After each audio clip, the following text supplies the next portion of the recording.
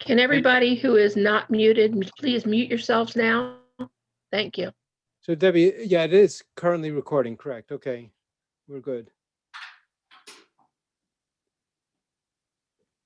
So it's my pleasure to welcome everyone. We have a number of guests and all our members this is our second Scholar in Residence program. So this program is made possible by a grant from the Jewish Educational Enhancement Projects Fund of the Max Center for Jewish Education, which is an agency of the Associated Jewish Charities. So before I start, I want to acknowledge and thank all the people who worked so hard to make this event happen. Terry Rosen of the Max Center was very, very helpful in offering guidance and advice about the application process. Peter Merles and I put the grant proposal together, and Peter really partnered with me and helped with many aspects of this program, especially with his very effective marketing to Jay Moore and the Jewish Times. Everyone on our Educational and Cultural Programming Committee, affectionately called ECPC, participated in meetings and had a hand in making this possible. So here's a really big thank you to Ben Finkelstein, Barbara Baum, David Goldblum, Joel Shurkin, and Alan Cohn. Also, many people outside of our committee help with various aspects of the program, and I thank Alyssa Hazar, Liz Simon Hicks, Elise Salzberg, Doris Lefkowitz, Jeannie Glazer, and Debbie Steineck. And lastly, I thank Rabbi Rory Katz for encouragement and advice throughout the process. Debbie Steineck, Doris Lefkowitz, and Rabbi Katz will be moderating sessions, and today our moderator will be Debbie Steineck. So after the lecture, we'll have a Q&A, and you could please post your questions in the chat, and Debbie will then address those questions to Professor Deborah. Very importantly, I posted a link to a questionnaire in the chat. It's the very first link at the top of the chat. Our grant proposal stipulates that we use a questionnaire to get your feedback and improve future programs. So it's important that you take a moment to fill in the questionnaire at the end of the program. So now I turn it over to Rabbi Katz, who will introduce Professor Deborah Berra.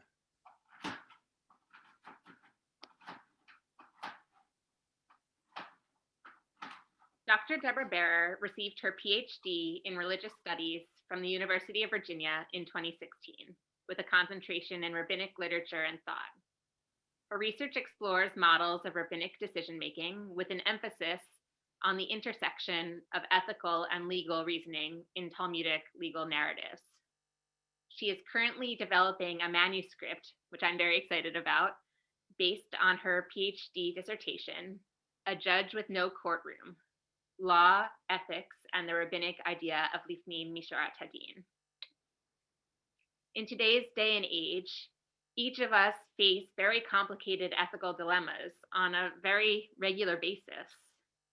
By looking at the decision-making processes of the rabbis of the Talmud, we have the opportunity to reflect on our own processes for making ethical choices, as well as the possibility to increase our own wisdom as we approach our own decisions.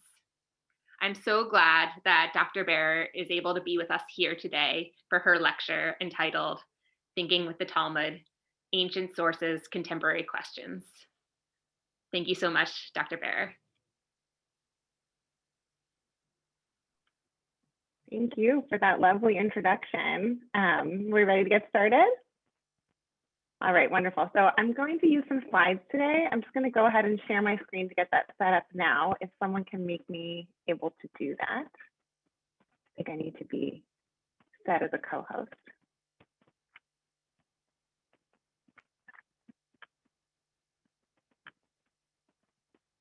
Okay, wonderful, thank you. 1 second here. Let me just get this set.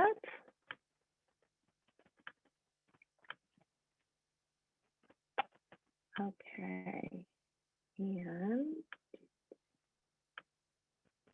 let me just confirm. Can someone give me a thumbs up that you can all see that? You can all hear me?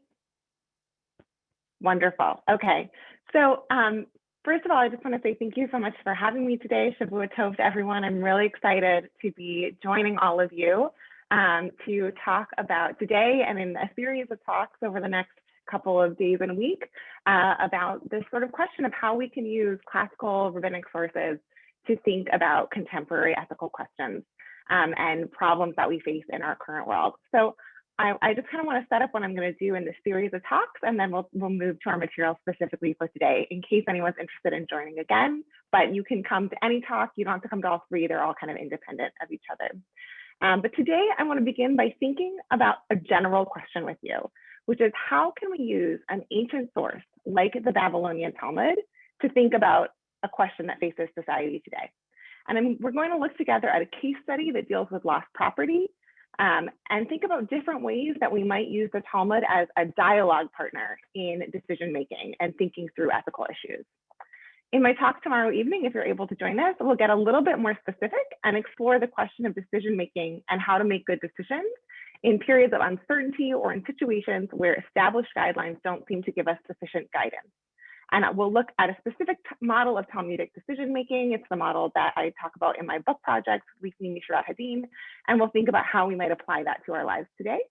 And then finally, next Sunday, we'll draw on this more general conversation about Jewish decision making to look at a specific set of ethical dilemmas raised by the COVID-19 pandemic and explore how we might draw on resources in Jewish tradition to respond to them. And in particular, that talk is going to focus on the question of triage ethics, how to allocate potentially life-saving resources when there's not enough resources available for everyone who wants or needs them. And we'll think about how it might be possible to reconcile the need to decide who to prioritize with the value that Jewish tradition places on each and every human life. And we'll look at some specific issues in the pandemic, including things like ventilators and also things that many of us are dealing with today, like gaining access to the vaccine. So I just wanted to set that up a little bit. If you're curious about sort of the series, whether you're able to just join tonight or in the future, if you are able to join for more than one, I hope that you'll see that these talks sort of build upon each other, moving from very general questions to more and more concrete issues, so we can think about how this really plays out in practice together. Much of halachic or Jewish legal thinking is casuistic, meaning that halachic decisions are not generated in a vacuum or via philosophical reflection, but in response typically to a very concrete and specific problem in the world that is raised to the posek or rabbinic decision maker. And any student of the Talmud is likely familiar with this kind of reasoning, as rabbinic legal debates tend to hinge on a very specific legal question. And if you look at Talmudic debates, they tend to get really hung up on the details of that question, often sort of ignoring some of the big questions. Often the rabbis offer us no general pronouncement or clear rule about what to do, but exploring their debates, I argue, can help us as readers identify a mode of thinking or analysis that we can then use and apply in other situations. It can help train us as readers to think about what questions we should ask in a given situation and what factors to consider when we're confronted with new cases of our own. And that's why I want to start today with this sort of big question. What does it mean to think with the Talmud about ethical questions? And what would this kind of thinking with look like? So to give us some framing, I'm going to start by introducing, make this even a little bit bigger, start by introducing two different ways to approach the Talmud, either as an authoritative source or as a valued conversation partner. I'm going to explain those models and talk about why I prefer the latter. So these are these two models, authoritative source or conversation partner. Then I'm going to talk with you or discuss a little bit just about what the Talmud is, give some background. I know many of you are familiar with the Talmud already, but in case you're not, or if you want a little to get us all on the same page, let's just do a brief introduction of the text. And I will introduce a specific point of Jewish law that we're going to focus on today, which has to do with the laws of lost property. And then finally, we'll look together at a Talmudic passage from Bava Metzia 24b that addresses a particular case of a purse that was lost in a busy marketplace. And as we read this passage together, I'm going to highlight the different positions taken by different rabbinic voices within the text, and we'll try to understand the reasoning behind each one. And my goal in focusing on this passage is really twofold. First, I want to introduce and show how an ostensibly narrow legal question, what to do with a purse that's lost in a marketplace, can actually raise a host of broader ethical considerations. So in particular, I will focus on the ways that this passage raises questions about how we make assumptions about other people's experiences and the implication of those assumptions. And also, what responsibilities, if any, do we have should it become clear that our assumptions were wrong? So we're going to try to unpack the assumptions that are behind the law and behind the ways the rabbis are relating to other people. And then second, I also want to give us a taste of the text of the Talmud itself and model this process of what I'm calling thinking with the Talmud, or using the Talmud as a conversation partner, as a dialogue partner, and what that can sort of look like. So throughout my talk, I'll ask you at different points to sort of note down any questions you have or objections you might have as we read, things that trouble you within the text. Try to note those down and we'll come back to them at the end. Because at the end, I hope we can have a discussion about how it might be possible to reconcile those questions and tensions, or if perhaps it's not possible, what we should do then as readers. And I'll argue that no matter what you think of the particular ideas we're going to see in the Sugya or Talmudic passage today, and no matter your particular religious commitments, and those may be different for different people in our virtual room, the Talmud can be useful as a thought partner because the process of arguing with the ideas it presents, thinking through and entering into that conversation, forces us as readers to clarify our own assumptions and commitments. So if nothing else, I hope that each of us through this process gets clearer on what we are committed to and why, even if we discover that those commitments are actually quite different from the commitments we find in the Talmud. So throughout this, I am going to be arguing for a method of engaging the Talmud as a valued conversation partner rather than as an authoritative source that provides us with answers to contemporary questions. And in doing this, I'm suggesting that we read the Talmud a bit differently than many scholars and many contemporary rabbis do. So I want to explain what I'm not doing and why I want to engage the Talmud differently before we start looking at some specific sources. So this is the method that I'm not using, and I want to explain why I'm not using it, because I think it's what most of us assume people do when they read the Talmud in this way of thinking about the Talmud to help guide our decisions. Many Jewish thinkers approach the Talmud as an authoritative source. They start with a question and are trying to derive a clear answer from the text. But as we will see, the Talmud rarely offers one perspective on any matter. So it's not easy to derive a clear and authoritative answer from the discussions that it contains. Rather, at every point in the interpretive process, potential problems can arise, which give different readers the opportunity to resolve them in different ways. So I'm drawing here on an article by Louis Newman, who's a well-known ethicist. For anyone who's interested, it's called Wood Choppers and Respirators. And he identifies in that article what he calls sort of a three-step method that many people use to engage the Talmud. He says they start with a case, they start with a problem in the contemporary world. They look for a precedent in the Talmud, some kind of rule or case that gives guidance for this contemporary problem. Then they try to derive a principle from that case and apply it to their contemporary issue. And he gives the example of, actually an example that we'll come back to in my last talk, although in a different context, of ventilators, which are this sort of potentially life-saving, but also end-of-life medical technology. And there's lots of questions that have come up even outside the context of COVID-19 in Jewish ethics about whether you can take somebody off of a ventilator ever, and what some of the ethics are surrounding that, what are some of the halakhic or legal issues surrounding that. And so many Jewish thinkers try to use this method, but immediately, step one, identifying precedents, they encounter a problem. And in the case of ventilators, that problem is really obvious, that no clear precedent exists in the text. Why?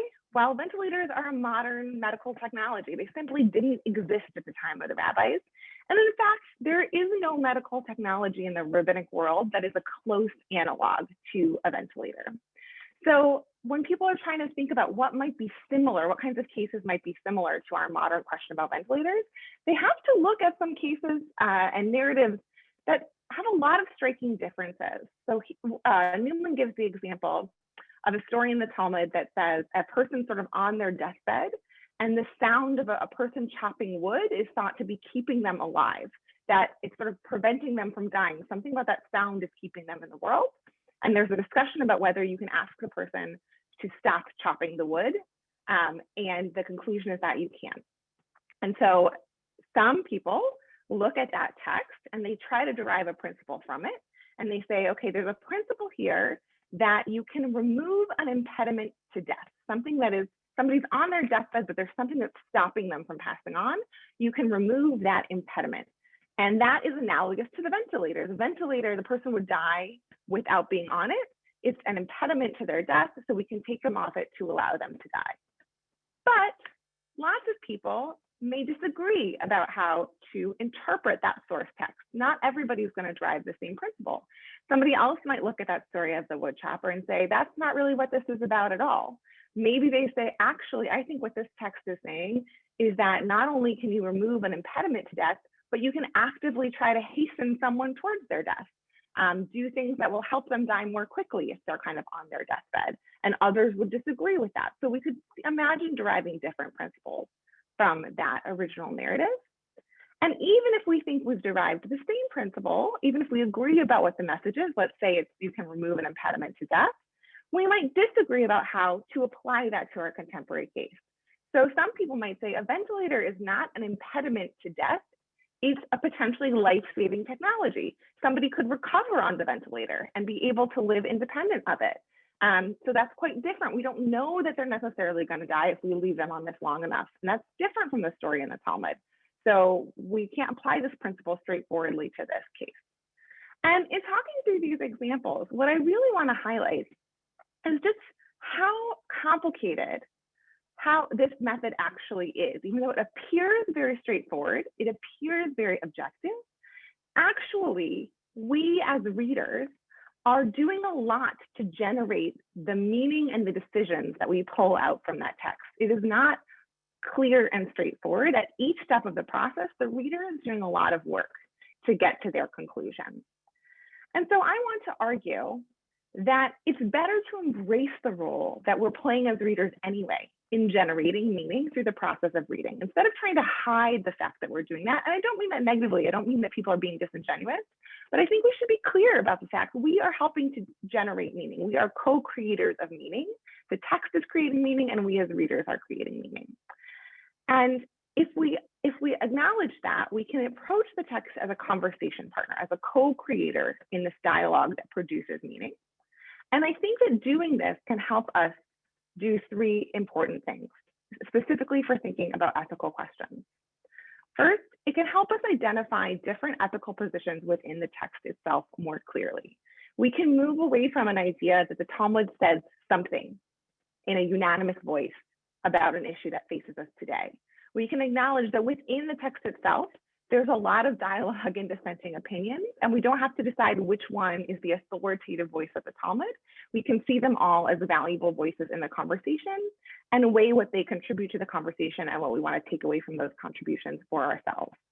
The Talmud is a repository of rabbinic wisdom, and it contains numerous positions on almost every issue that it discusses. So there's not typically a singular rabbinic answer to a question. And also, paying attention to the historical layers within the text can help us notice how the rabbi's own thinking may have changed or developed over time. And we may find that some of our modern ideas sort of fit neatly within a chain of tradition, and we can see how they're part of a chain of development. We may find in other ways that some of our modern commitments or ideas are really breaking from a chain of tradition, and that might be helpful for us to note as well. Second, engaging with the different positions that we find in the text can help us refine our own questions and raise new ones. The rabbis of the Talmud typically approach questions in very different ways than modern readers do, and they ask different questions than we might ask. So as a reader, you may have a pressing question about a scenario that's under discussion in the text that you think is really central to determining the matter at hand, and you'll find the rabbis just never address it, which can be one of the most frustrating things about studying the Talmud. But it's also why I think the Talmud is so useful as a thought partner. The rabbis ask unexpected questions, and they develop arguments in unexpected ways. And I think that can force us to think and consider our own positions differently. And finally, even just noticing that the rabbis don't address something that's important to us, going, wait, why don't they talk about this? This is so crucial to the conversation, can help bring us clarity about why it's important, why those issues matter to us. Finally, I think close reading of the Talmud can help us become more aware of our own ethical intuitions and commitments.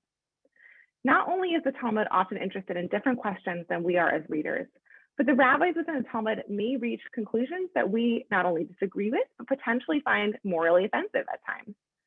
And this raises a lot of questions. Are Jewish readers bound to uphold the ideas the Talmud contains, even if they disagree with them or find them problematic?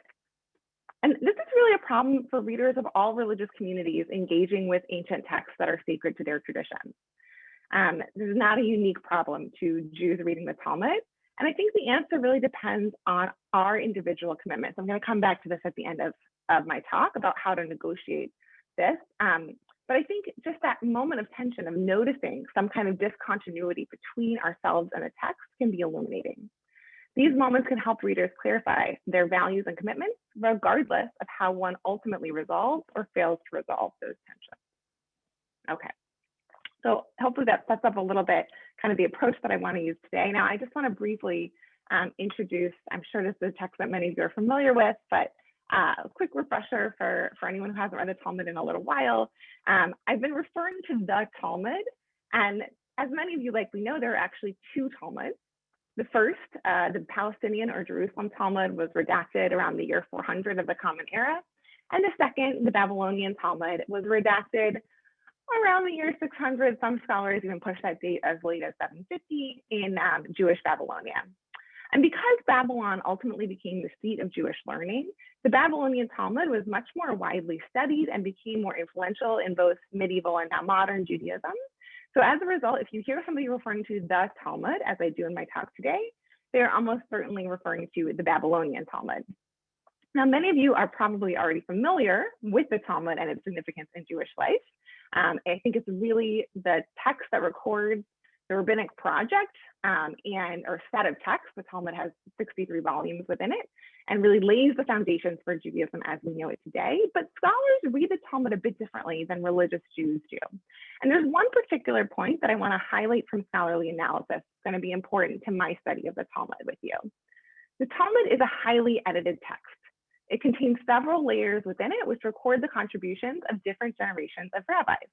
And this is agreed upon between both religious and scholarly readers. Nobody disputes this, but it's not always emphasized in religious contexts. And in both my talk today and tomorrow, paying attention to the different layers of the text, and especially the activities of the Talmudic editors in the anonymous layer of the text known as the Stam, it's the anonymous voice of the Talmud, is going to be really important to our study. The Stam, or anonymous voice of the Talmud, makes up roughly 1/3 of the entire text. It's thought to have been written by the Talmudic editors who were extremely influential in shaping rabbinic discussions, exploring the reasoning behind different stated positions, and determining points of law. By paying attention to these different layers, we can trace how rabbinic tradition changed or developed over time, and we'll see an example of this in our passage today. Because part of thinking with the Talmud can mean thinking with these different layers, I think it's important to pay attention to them. You may find yourself agreeing with one main stage in the text, but disagreeing with another, or agreeing with the anonymous voice and not agreeing with the named sages. There's no one voice of the Talmud, and the voices it contains often think both with and against each other. Okay, so now that we are somewhat oriented to the Talmud as a text, now let's turn to the particular issues that are discussed in our passage or sugya. And we're going to be focusing on the issue of lost property today. Before I introduce the passage itself, I want to just introduce some of the basic concepts that frame the discussion. As I noted before, I'm going to argue that despite this apparently legal focus, the passage raises a host of broader questions about how laws work and the assumptions we make about other people's experiences. But in order to get to those questions, we first need to understand the central question of the passage in its own terms, which is, when I find a lost item, can I keep it, or do I need to try to get it back to its owner? The Mishnah makes it clear that some types of lost items can be kept by the person who finds them, and other types of items, the finder must make an effort to return them to their owner. The question, of course, is how do we know which kind of item we have? How do we know if the item can be kept or if it needs to be returned? And we might think of lots of ways to make this distinction. So I just want to introduce a couple cases that might occur in our everyday life.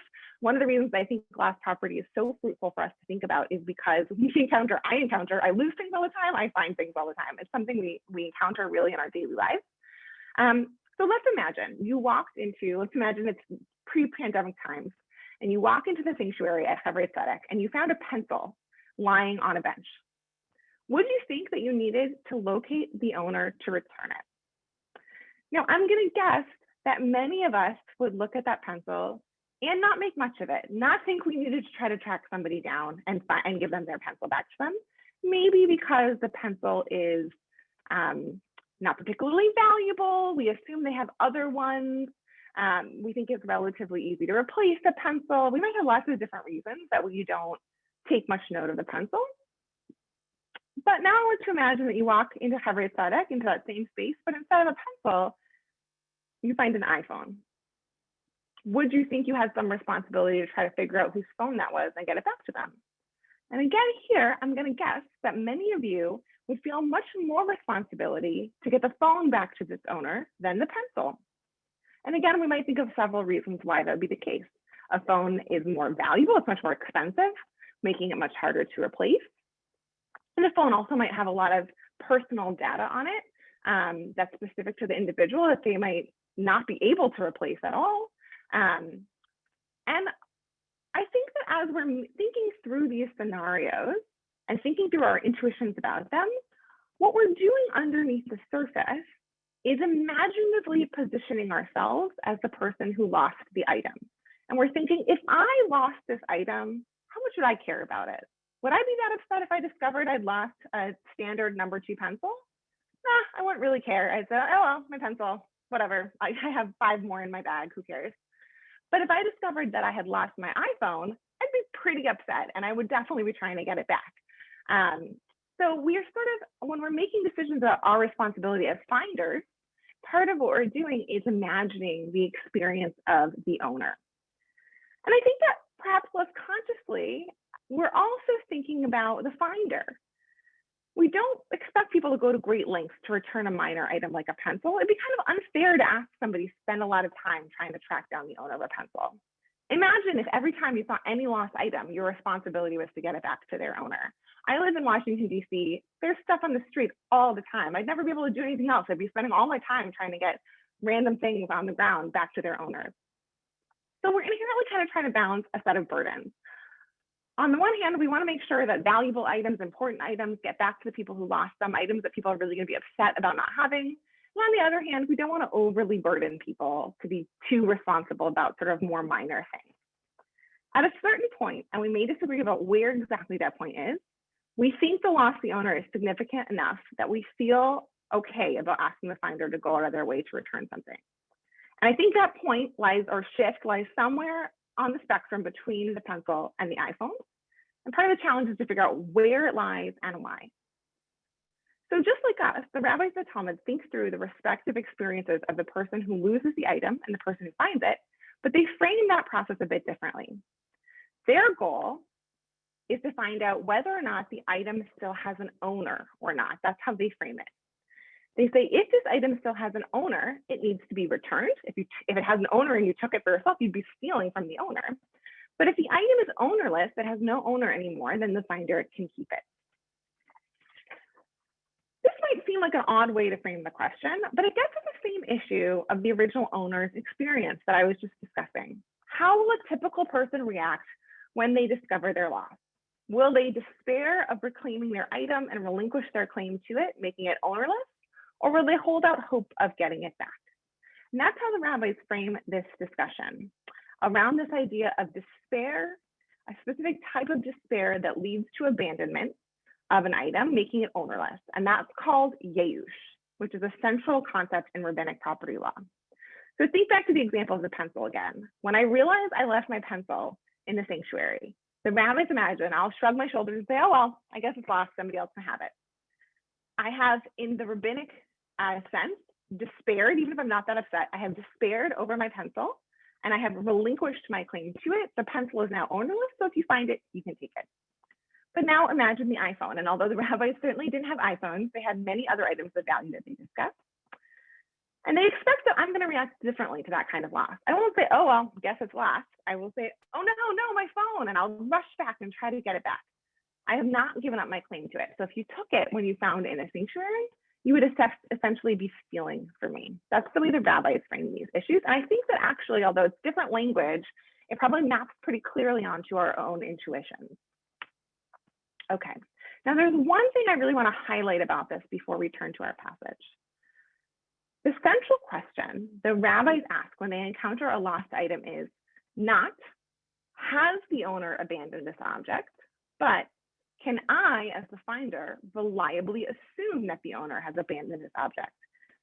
Those are different questions, and I want to highlight why they ask the second question. Can I reliably assume that the owner has abandoned this object?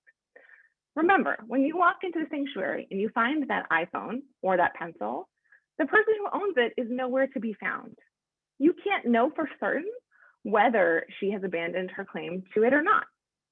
You have to infer based on your understanding of how a typical person would react to their loss, whether the item is abandoned or not. And it's important to note that this assumption could be wrong. A person might not react the way that you expect them to. A person might not react the way that the rabbis expect them to. But we have to make those inferences because the owner's not there. We can't ask them. And this disconnect between how we assume a person will behave and how a person might actually behave, what they might actually feel, is at the heart of our passage. Okay, so just to briefly sort of recap and review before we turn to our sugya, a couple of criteria that the rabbis talk about for making these inferences for figuring out whether we can assume the owner has abandoned it or not have to do with the value of the item. The more valuable an item is, the more likely it is a person's not going to abandon it. If it's not very valuable, like the pencil, the owner probably won't bother trying to get it back. You can assume it's been abandoned. It also has to do with the distinctiveness of the item. Is there something unique about it, something identifiable about it that differentiates it from other similar things? If the pencil looks like every other number 2 pencil, then even if the owner didn't want to get rid of it, wanted to try to get it back, they probably wouldn't be able to prove it was theirs. So the rabbis assume they'll give up on it. And then also where the item is lost or found is going to be important, and I'll return to that in just a moment. But with that set up, let's turn now to our sugya. Okay, and I'm going to introduce the sugya a little bit out of order so we can see some of the parallels in the text, and then we'll look at the whole thing in the entirety. So our passage in Bava Metzia 24b introduces 2 stories about rabbinic disciples or students following their masters around a marketplace. So in our first story, Rav Yehuda was following after Mar Shmuel in the grain pounders market. He said to him, if a person found a purse here, what is the ruling? And we see the exact same thing. I'm going to skip down for a moment and then I'll come back. Happens to Rava and Rav Nachman. Rava, the student, was following after Rav Nachman in the leather workers market. And there are those who say they were in the marketplace of the rabbis. He said to him, if a person found a purse here, what is the ruling? So exact same situation, 2 students following their masters around. They come up with the exact same theoretical case. If a person found a purse here, what should they do with it? Can they keep it or do they have to try to get it back to the owner? That's what that what is the ruling question is implying. And both teachers reply, he replied, it is his. In both cases, the teacher says the finder can keep the purse. Okay, so now both students are going to modify their question, again, in exactly the same way. And what happens if a Jew comes and shows him an identifying mark? What is the ruling? I.e., now a Jew comes along and says, that's my purse, give it back to me. See, it has my initials stitched in right there, or some other kind of thing. See, it's got this little green stain on it, something unique about the purse, give it back to me. What is the ruling? Can the finder still keep it, or do they have to give it back to the owner? And now we see the rabbis disagree with each other. Mar Shmuel tells Rav Yehuda that the finder is obligated to give the purse back, obligated to return it. But Rav Nachman tells Rava that it is his, the finder can keep the purse. So what's going on here?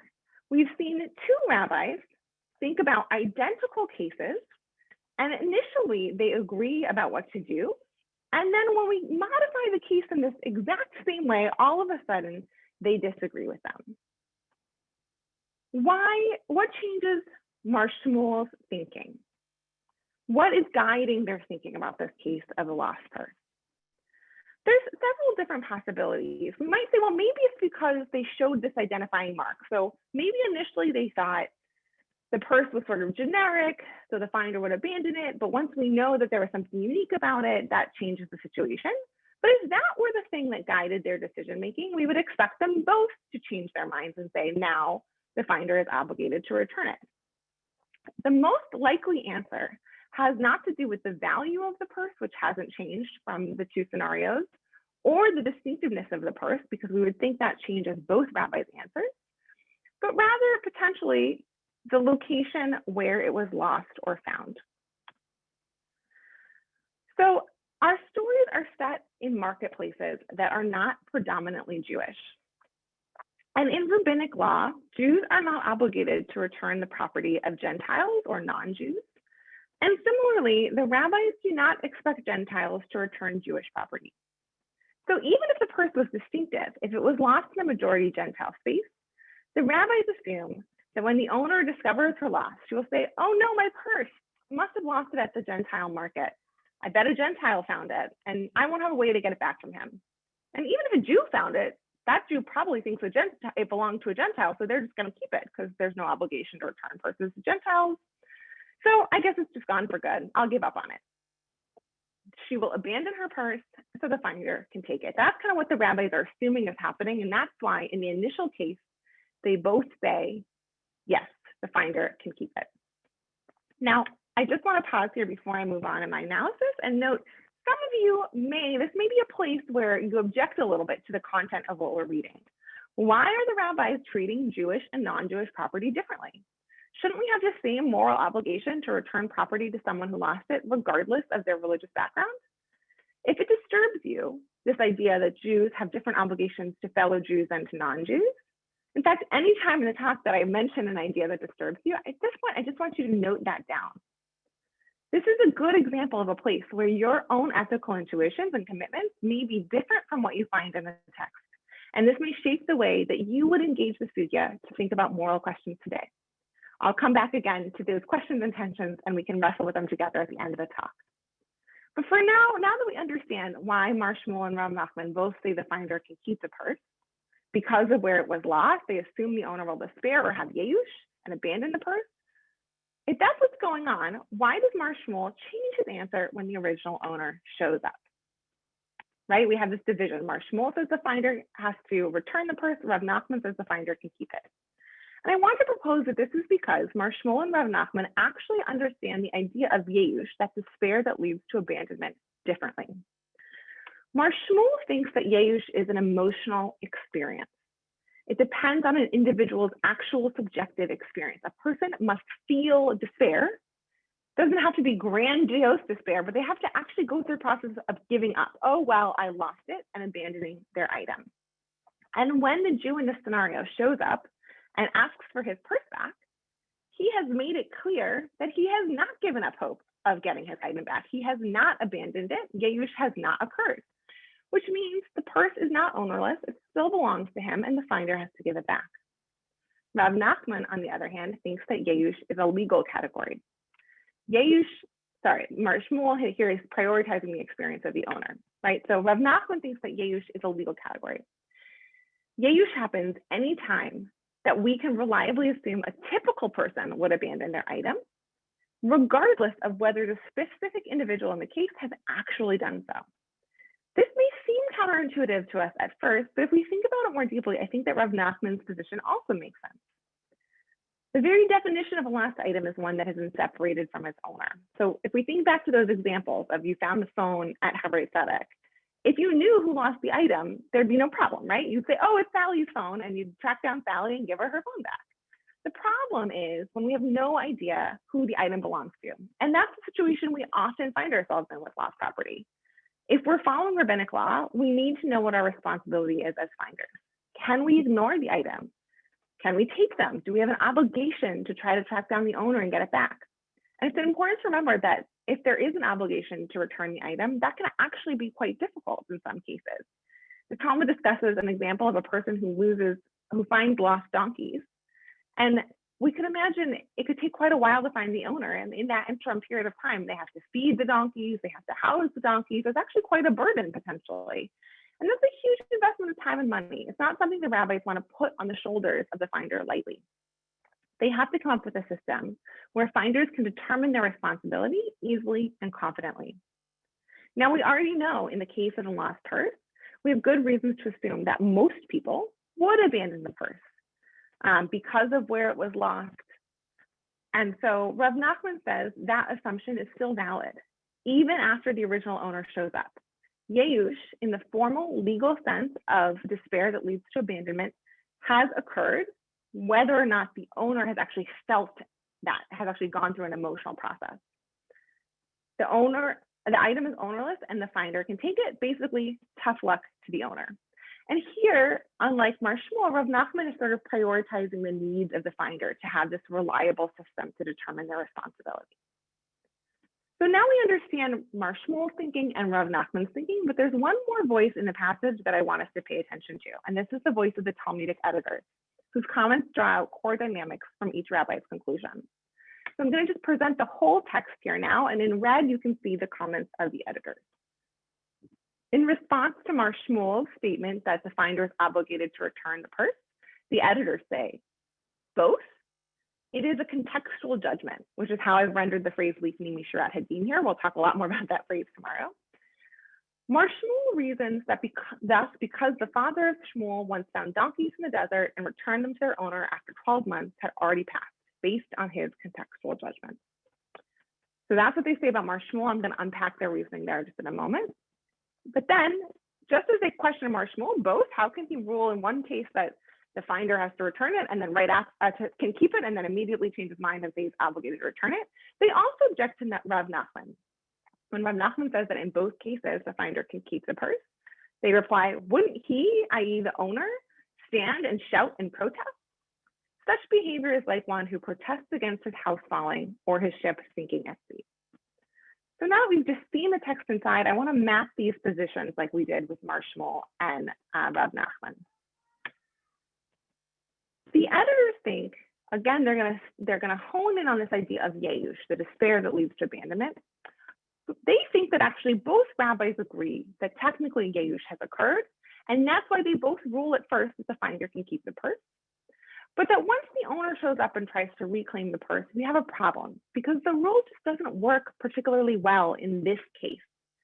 And because of that sort of lack of fit, that disconnect between the rule and the scenario, the rabbis disagree about what to do in response. So they respond to Mar Shmuel by saying that what Mar Shmuel is really saying here, they kind of reframe his statement that the finder is obligated to return the purse. They say he's not obligated. Mar Shmuel knows that technically the finder can keep the purse. What Mar Shmuel is really saying is that in this case, don't apply the rule. Don't insist on your technical right to the purse. Think about the whole scenario. Think about this specific situation and what's going to be the best outcome for everybody involved. Make a contextual judgment, a judgment that makes the most sense in this scenario. And in this case, it makes sense to return the purse. The owner showed up, it's obviously his, he wants it back. Even if it's technically yours, it's a bit cold to just say, too bad for you, I'm keeping it. Give it back to him. And Mar Shmuel actually bases his decision on his father's own example. His father once found these donkeys. He kept them for over 12 months. The period in which he was required to return them had expired. And yet when the owner eventually showed up and said, those are my donkeys, he said, you know what? They're technically mine, I can keep them, but the right thing to do here is to return them. And so he returned them. And this is this way of acting Lifnei Mishurat Hadin that I'll talk about more tomorrow, making these sort of case-specific contextual judgments that do something different than what the rule might suggest you should do. Rav Nachman, on the other hand, as we know, thinks differently, right? He says in both cases, a rule is a rule. It's technically the finder's. If the finder wants to keep it, he can keep it. And the editors respond to Rav Nachman by highlighting the owner's emotional distress. They kind of say, wait a second, that doesn't seem like good conduct. This guy's going to be super upset. And we kind of identify with him. We understand why the owner is upset. It seems kind of wrong on some levels, just say, too bad for you. But then the editors go ahead and sort of answer their own questions. So on the one hand, they acknowledge that our attachment to property is not logical or dispassionate, right? We feel like our things are our things. I think of my purse as mine, whether it's in my closet, it's in my hand, or I've dropped it by the side of the road. We often think about items that we own almost as an extension of our identity. There's an emotional attachment there. But on the other hand, even as the editors not only note, but actually really amplify the pain of the person who's lost this purse and really wants to get it back, they also acknowledge that there's no perfect solution in this situation. In a move that anticipates the claims of contemporary legal theory, they suggest that the owner's predicament is just part of the cost of doing business. Even if rules work 99% of the time, there will be a rare case where they just don't lead to a good or desired outcome. For the editors, this doesn't mean we should get rid of the rule or change the rule. It's just an unfortunate side effect of a system. And I love that metaphor that they use. It's like somebody who shouts over his ship sinking at sea. Just as a ship cannot sail without winds, even though the winds may sometimes become rough and capsize the boat, so too a society cannot function without rules, even if those rules may sometimes have negative and unfortunate consequences. So they say, functionally in this case, in response to Rav Nachman, yeah, this is really tough for the owner. It doesn't lead to a good outcome, but sometimes it's just the way you gotta go, and you can apply the rule as written. Okay, so now we've unpacked all of these different voices and different options within the text. Now what do we do, right? And what can we take away from this passage for thinking about ethical problems and questions in our own lives? And today I want to think really big picture about how we approach sort of big picture questions. And again, as I said, in future talks, we'll get more specific. One of the notable features of this passage is that it articulates three distinct perspectives on a theoretical case of a lost purse, each of which sympathizes with a different actor and emphasizes their plight. By presenting these voices and perspectives in tension with one another, the sugya invites us into this conversation and encourages us to ponder the ethical and legal questions it raises, questions which I have argued far transcend the specific case of the lost purse. So how do we enter into that conversation? Partly, I think we do this by noticing our own reactions. Which voices in the text made sense to us? Which voices did we disagree with, and why? What ideas do we find the most troublesome? Earlier, I asked you to note down any places in the sugya where you objected to an idea that we've talked about, a place where you as a reader found yourself in tension with the text. And in closing, I want to share with you two places where that happened for me, both to illustrate what this process of being in dialogue with the Talmud might look like, and also to show you how thinking with the Talmud can also sometimes mean thinking against it. Reading with the Talmud and these different voices does not have to mean that we then accept their views. I think part of being in dialogue is sometimes to push back. So I want to show how that happens for me, and then I'll open it up for questions. I'd love to hear your thoughts and the places that you struggled with. So for me, there are two places where this passage raised a lot of questions. The first has to do with how rules work and how they should be formulated. As the legal theorist Frederick Schauer notes, in creating a rule, a person starts with a goal. There's something they're trying to achieve, a purpose that the rule is designed to serve. And then they try to figure out how to best formulate the rule that will achieve that goal. But the rule and the goal it's designed to achieve are not identical, and there will always be a gap between them. Consider the idea of Yeush and the role it plays in our passage. The rabbis think that finders have a biblical obligation to try to return certain types of lost items to their owners. And the idea of Yeush and the rules connected to it help them determine and fulfill those responsibilities. But as our case makes painfully clear, the rule that Yeush has occurred if an object is found in a marketplace doesn't always actually achieve that goal. The rule is overly inclusive. It ends up assuming despair and abandonment in a case where they have not occurred. This gap between the rule and its goal does not always cause problems, but when it does, what should we do? And I think the sugya outlines three possibilities, each with its own benefits and drawbacks. We can accept the problem as unavoidable, as Rav Nachman seems to do, and simply say, the rule is the rule. It doesn't work perfectly in this situation, but it works most of the time. We're just going to say the person is a finder. We can try to revise the rule, which is what I think Mar Shmuel, when read on his own terms, does. He says, in this case, where the owner shows up and says, actually, this is mine, I want it back, even though usually we could assume, Yeush, no, we can't, and the owner has to return it. He does use that language of obligation, hayav lahachriz, legal obligation, he's obligated to return it. Or we could try to change our thinking process when that happens. We could try to say, we need to employ a different model of thinking or a different mode of decision making here, as I think the editors suggest when they reread Marshmull as saying that the finder should act like Mishra Hadin, which I understand, and again, I'll talk about this more in my talk tomorrow, as saying instead of thinking about rules and which rules to apply, switch to sort of case specific, make a decision for the best outcome in this one time, switch to this kind of contextual mode of thinking and making judgments. So those are three possibilities. And I don't think the text answers clearly for us which one we should pursue when these gaps arise. I think it just helps clarify some of the options, and we have to decide for ourselves how to resolve those gaps between the rule and the rule's goal. The other question that really came up for me in reading these passages has to do with the ways that we make assumptions about other people's experiences. Clarifying the ways that the rules about lost property are based on these kinds of inferences or assumptions about how a typical person would act, whether a typical person would despair or not, also highlights that those assumptions can carry biases. The rabbis assume that other people experience the world the way that they do. So they draw inferences about how other people will act based on the way that they would act in a given situation. This is reasonable, and in fact, I think is what most of us do most of the time. We draw inferences from our own experience, but it also raises a problem.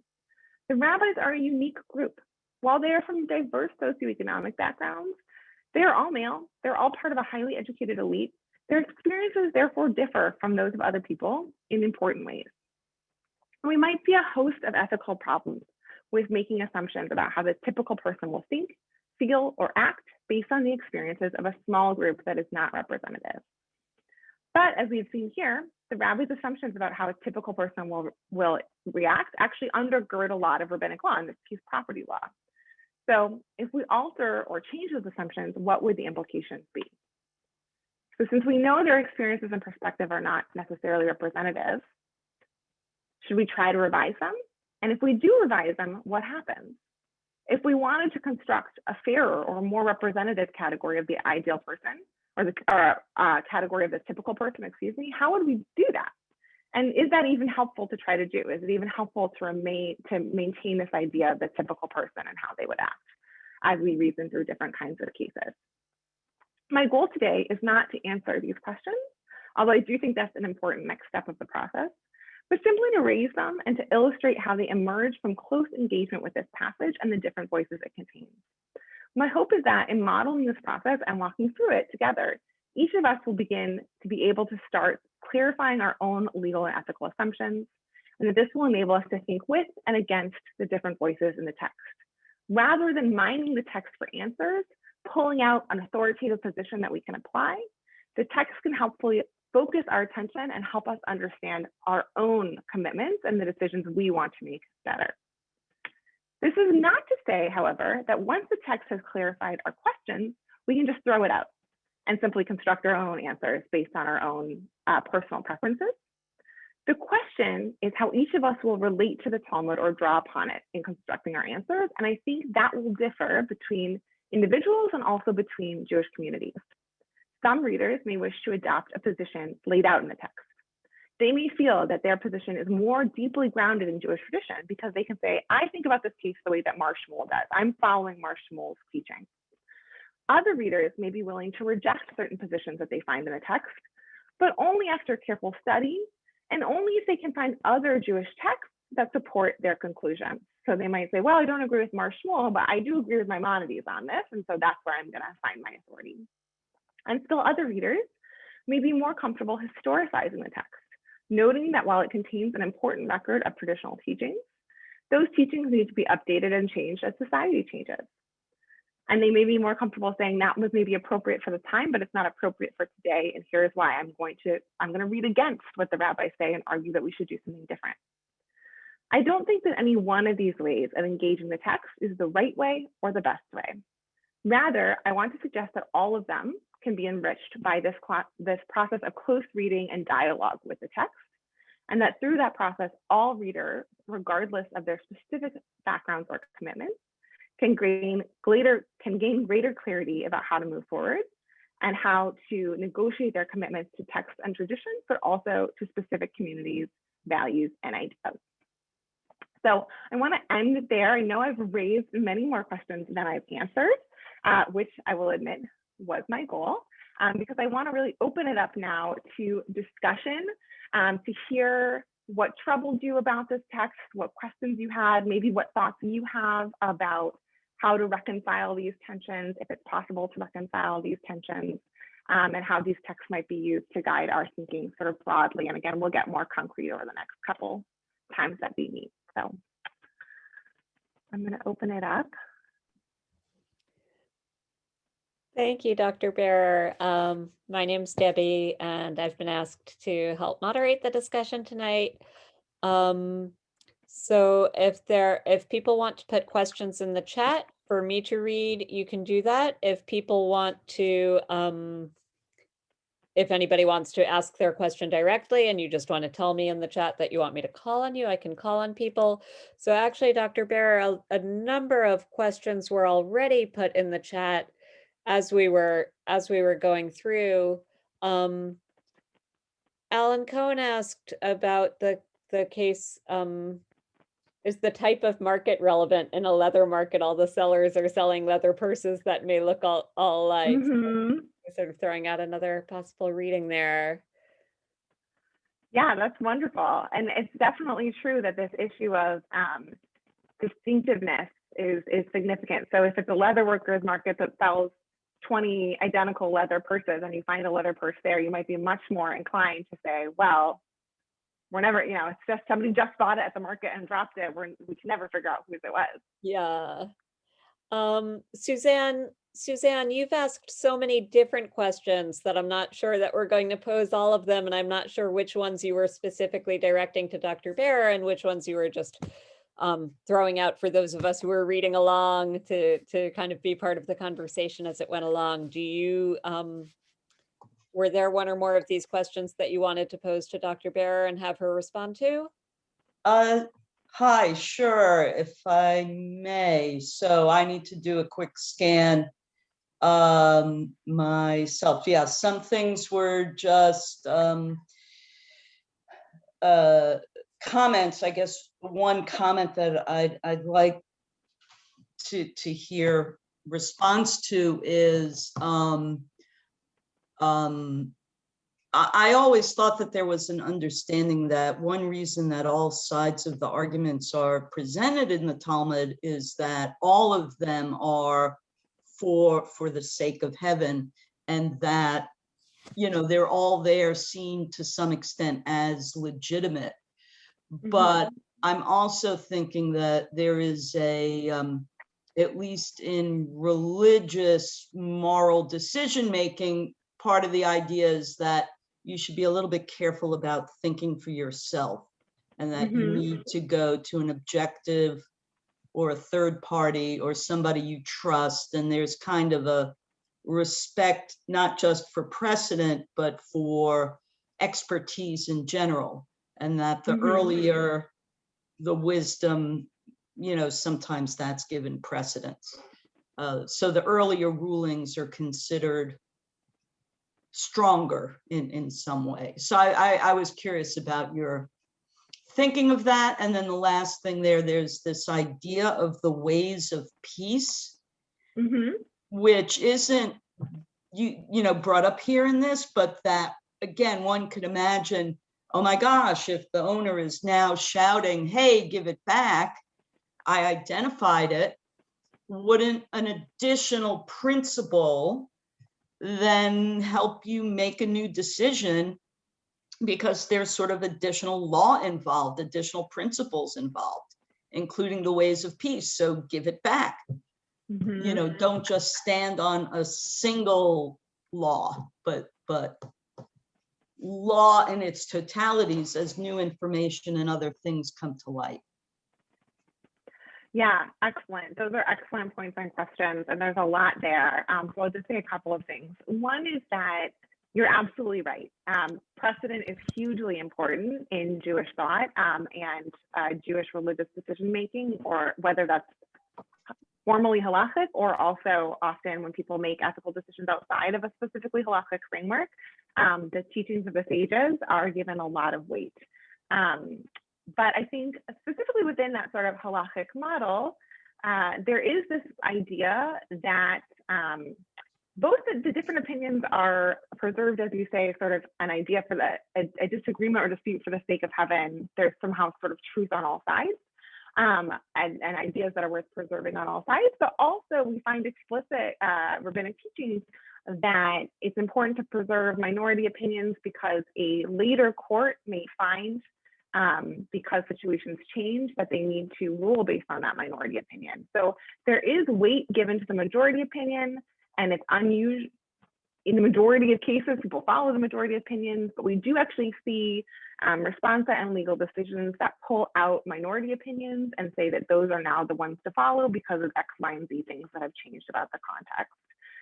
So that's where I do think there is a role for individuals and or communities to say, something about our situation, something about our understanding of morality, something about, it depends on what people would propose, would say, I think we need to pay more attention to this idea that was raised that maybe didn't become normative, didn't set halakhic precedent, but actually is really important for thinking about this case, or that in this particular situation, it would make sense to follow this idea because this case is different in some way.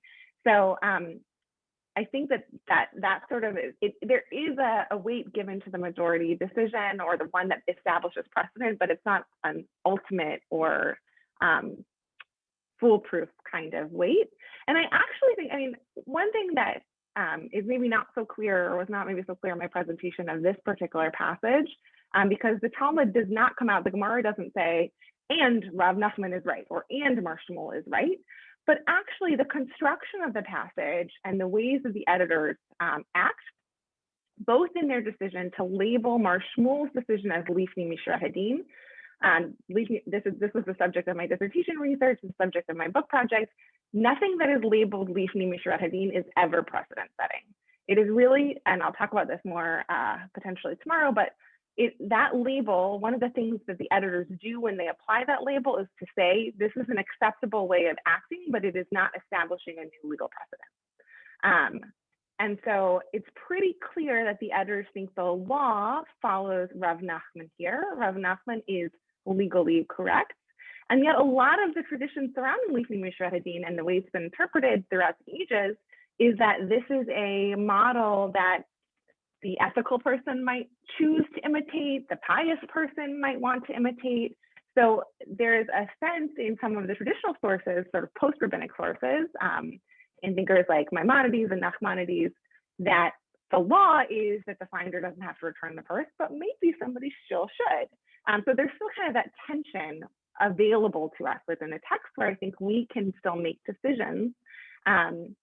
And I think, along with that, what I hope to have raised is that on some level for me, this text helps us think about a whole host of questions that have nothing to do with the purse.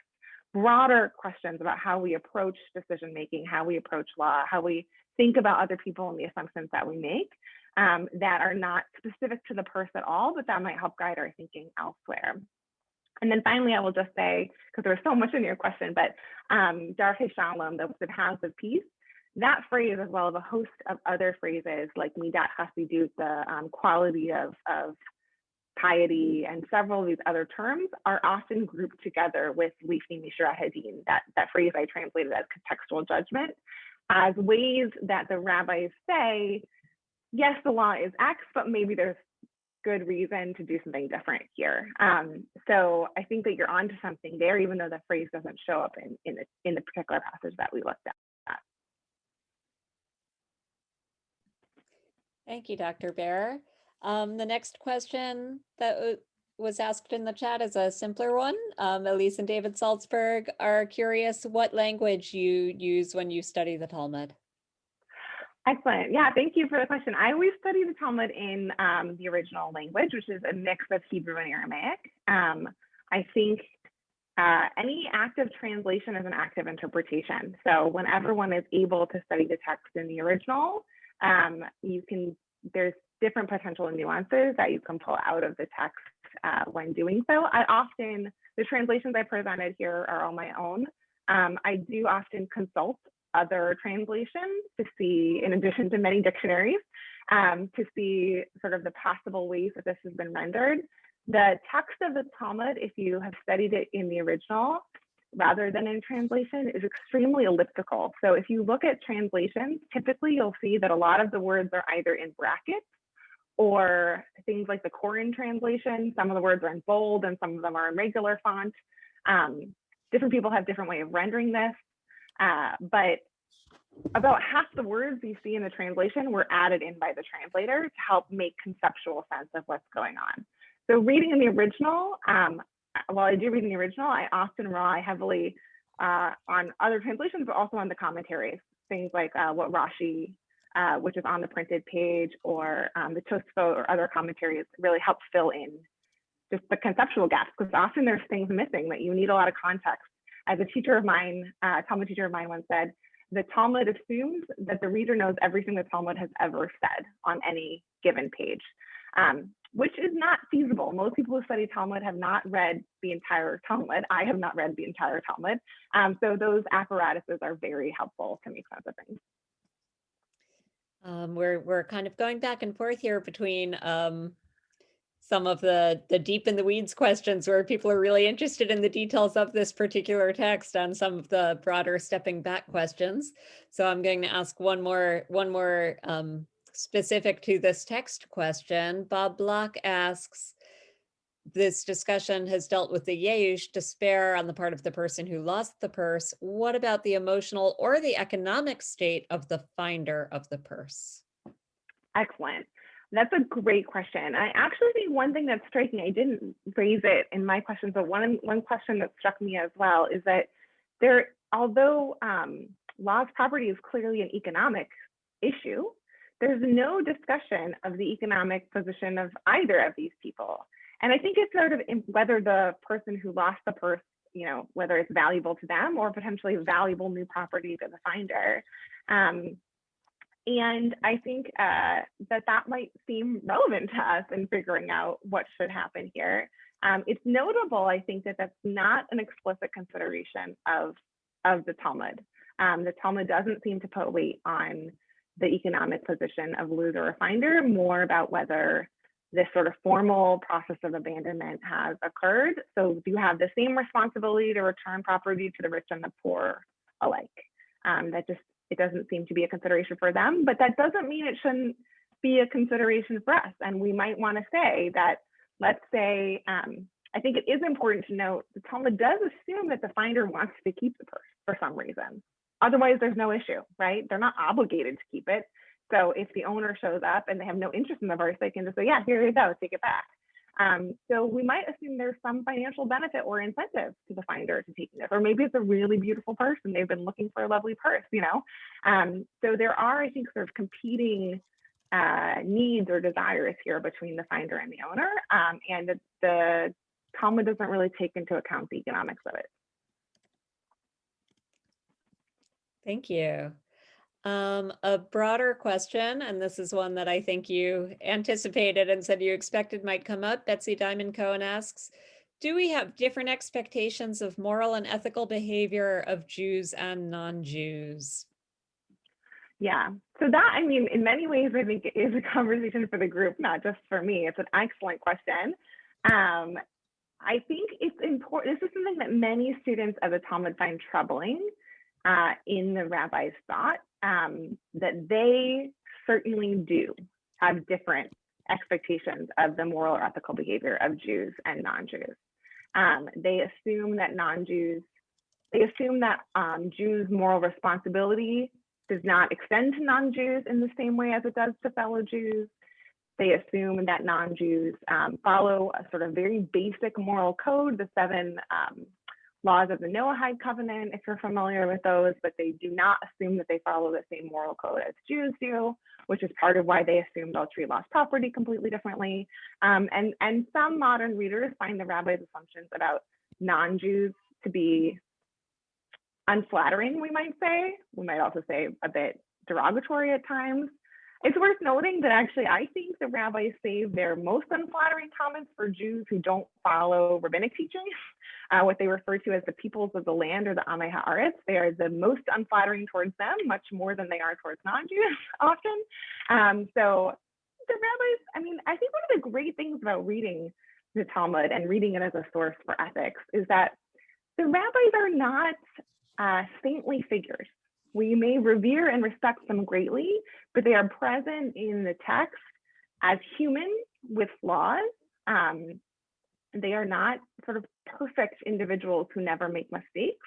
And we'll see that actually in one of the stories we'll look at tomorrow. And I actually think that's part of why they're valuable conversation partners. They are wise, they are deeply learned, they're really thoughtful thinkers, and they're also imperfect. And that's part of what we have to wrestle with as we think with them.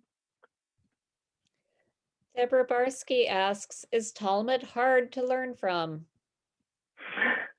I mean, I think the answer to that is yes, but also extremely rewarding to learn from. So I think there is, if you have never studied the Talmud before, it can be an extremely frustrating text. There is a steep learning curve.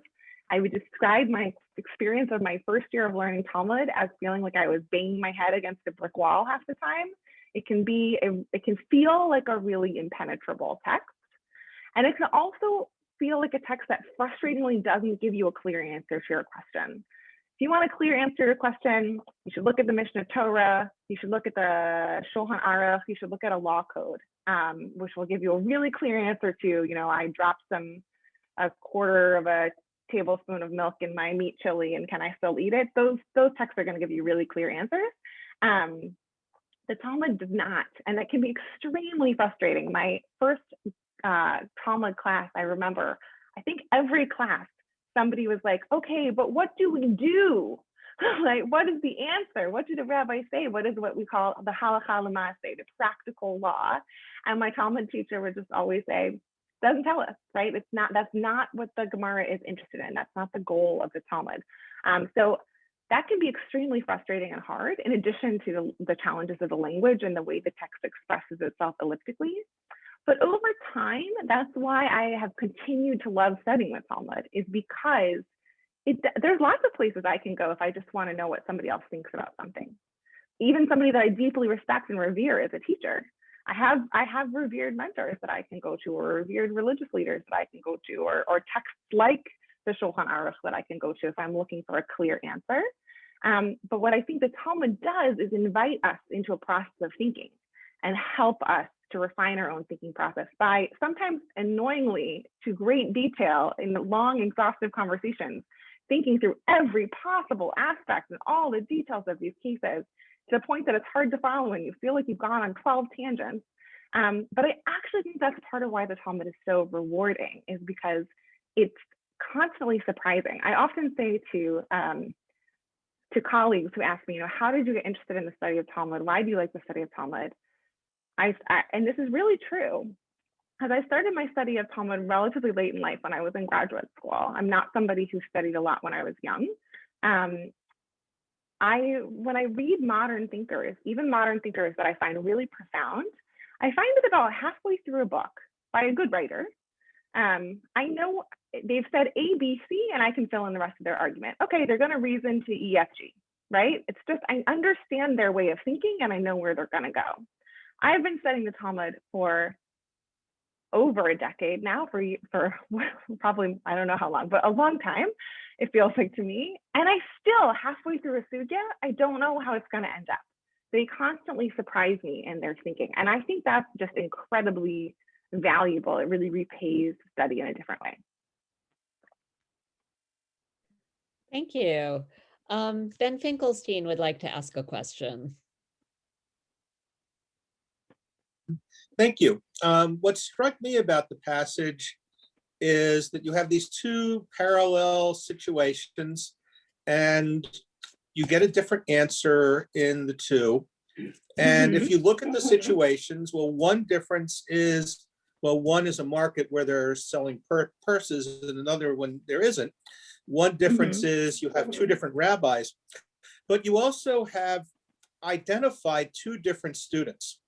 And since we don't know what the reason is for the different outcome, I think one can naturally assume that it might depend on any of those three. And which is kind of an abstract thing, but to me, it kind of connects to an observation somebody else asked about, well, does it make any difference what the economic position of the finder is? That isn't structurally in there unless you think that the student is asking, well, if I found a purse, what would I? But I think, one way to look at it is that the text is saying you've got to consider everything. So Yeah. it's just my thought. Yeah, I think that's a really interesting point. And I actually haven't thought about that before, so thank you for raising that. I love learning new things about the text that I study, and I think there is potentially an idea there that, we could assume the student's asking if I find this, but also that different students, when I ask a question and my classmate asks a question, behind our question, even if we ask the exact same thing to the same teacher, behind our questions may be different things, right? And if our teacher knows us really well, they may answer the question behind the question, if that makes sense. And so different students may need to learn different things from their Rav at different points in time. And the really astute teacher may know that. And I think it's actually sort of connected to the economic question that came up earlier. There's sort of a famous story, now I don't know where, now I'm not gonna remember where it originally appeals, but I've seen it cited in many conversations of halakha by a famous, well-known Posek, and I'm just not going to remember who to attribute to, so I'm sorry, but about that a rabbi, if a woman comes to a rabbi with a chicken on the eve, on Friday afternoon, right, Shabbat is coming, and she's not sure if it's kosher, she has a question about whether it's been shechted properly and she can eat it, the rabbi should ask the woman lots of questions, not about the chicken. The rabbi should find out about her economic standing. The rabbi should find out, does she have something else? Could she go out and get another chicken before Shabbos comes in? Or if she can't eat this chicken, are they not going to have something to eat for Shabbat? The rabbi should find out about this person and then decide whether the chicken is kosher. And the exact same chicken, for one woman, he may rule it's kosher, and another woman, he may rule it's not kosher. That question of the kashrut of the chicken is not only about the slit in its throat or however it was shechted, but is about this whole broader nexus of what works for the person, what the person needs to be able to still celebrate Shabbat and to do it in a way that is kosher and all of these things, but that there are these kind of fine nuances to that. And I think that's a big part of what I hear in your question, is there may be dynamics about the rabbi, about the student, all of these different dynamics that we may have to imagine. We may not be able to fully uncover them from the text may not reveal them all to us, but that could help us sort of refine our ethical intuition. So it's a great, thank you for the question. I think it's a great point. Do you have time for 2 more questions? Sure. We've got one more that's a little more narrow and one more really broad question. The narrower question is, what's the difference between the titles Mar and Rabbi, especially in terms of which one might be higher status? Yeah, that is an excellent question. And the truth is, the answer is on some level that I don't know entirely. So I can give you a little bit of background, but the title of a rabbi is only given in the Talmud to rabbis who were ordained in Eretz Yisrael, in the land of Israel.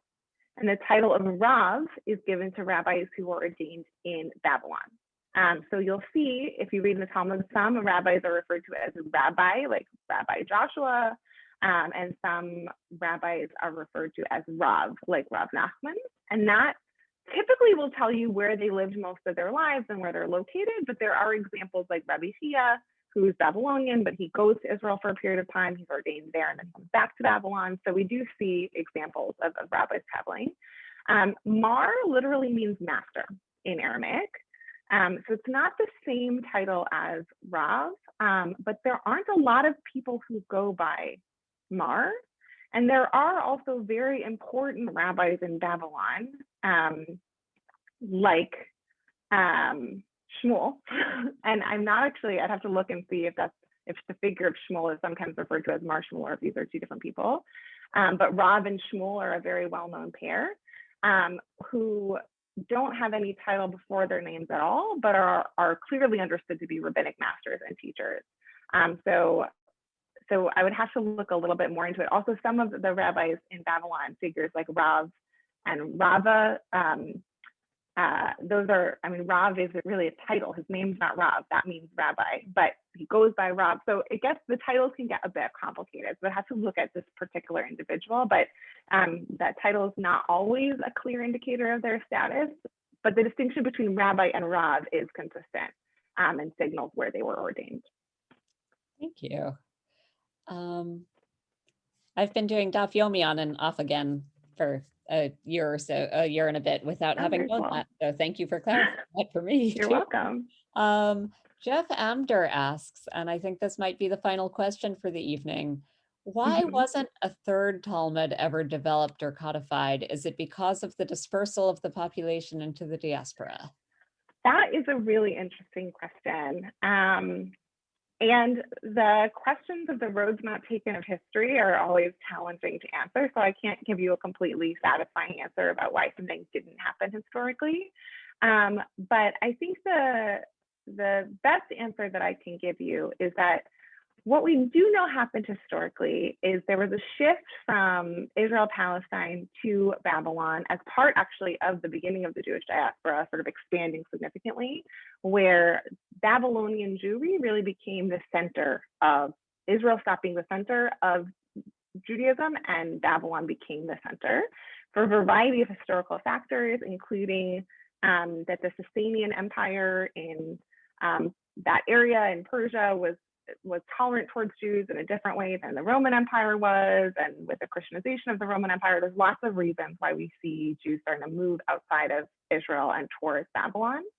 But what we do know is that as the Jews settle in Babylon, we see the rise of rabbinic academies. So in the early rabbinic era in Palestine, people typically learned in these sort of disciple circles. There was a group of small disciples who would gather with a master. They would follow the master around and ask them questions like we see happening in this passage. But they were sort of learning through various sort of close contact, imitation, following. And when the community starts to settle more and more in Babylon, we see the rise of formal centers of learning. In Sura and Pampatita, two major cities are where there are major academies, but there are other places as well. And we start to see the Talmud will describe these like instruction rooms with functionally a rabbinic professor at the front and rows of students learning. And then as we move forward in time, through into like the Gaonic period, which is sort of post-Talmudic, but those centers of learning stay and rabbinic authorities stay in those areas. So it seems like actually in part, what happened is it just kind of coalesced in one place, and then that dispersal, while people continue in the diaspora, there wasn't sort of a new center that was doing things in a different way. And this editorial process of sort of bringing together the Babylonian Talmud, which is still the subject of a lot of scholarly research about who exactly this editorial school was, how they did this, when they did this, because as I mentioned before, the editorial layer of the text is so substantive. It's about a third of the Talmud is this anonymous editorial voice. So that sort of is almost a school in and of itself that's doing something that the Babylonian Talmud is really different from the Palestinian Talmud. And most of that has to do with some different traditions from Palestine and Babylon, but a lot of it has to do with the editors' arrangement of material and adding in their voices. So if you compare parallel passages in the Palestinian and Babylonian Talmuds, you'll see that the Babylonian Talmud often has a very different take on an issue, and that's largely through the work of the editors. So for whatever reason, and again, that for whatever reason may not be satisfying, but it does seem like something happened in Babylon to coalesce it as the center of learning to produce this massive work of scholarship, which then the rabbinic leadership seems to take as the basis of what to study rather than to try to replace with something new or different. And so once we get into the Middle Ages and figures like Rashi, we now start to see the rise of Talmud commentaries rather than a third Talmud, even though Rashi's in France, so a very different area of the world, but the text had sort of become established in a way. So I think that's probably an only somewhat satisfying answer to your question, if satisfying at all, but we can't always know why history didn't go a different way. Thank you, Dr. Barron. I will extend my thank yous to everybody who asked such wonderful questions, and I'm going to turn things back over to Rabbi Katz. Well, yeah, thank you all so much for being here. To members of Chavrei Tzedek who are here, members of the greater Baltimore Jewish community who are here, members of the greater Jewish community beyond Baltimore, and just everybody who's here with us tonight. We're very delighted that we get to have another lecture from Dr. Baer tomorrow at 5 p.m. So all of you are welcome back here then, and feel free, if you had a good time, to invite your friends and family to come and learn more with us. And that's it. Shavua Tov. Wait, hang on. Before people disappear, I know Roger was eager for people to take a minute to please answer the questionnaire questions if you can. Exactly. It's at the head of the chat. No, Roger, people who came in a little later won't be able to see anything before they came in. Can you put that link back in? Let me try that.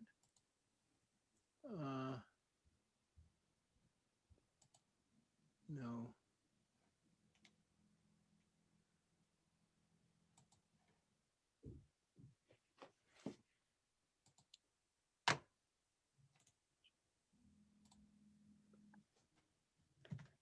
Meanwhile, while Roger's working on that, I'll read, in case anyone didn't notice, one more interesting set of speculations that Suzanne Kielsen threw out.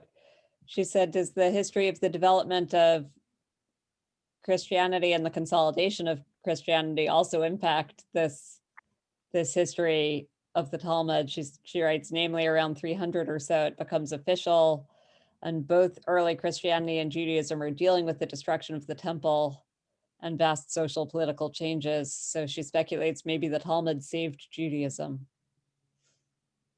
And Dr. Baer, I don't know if you've read, you've got many thank yous pouring in.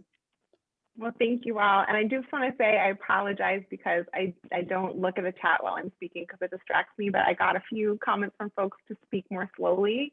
And I will say, my students are always telling me this. I am someone who tends to talk very quickly, so I apologize. I will try to speak more slowly tomorrow.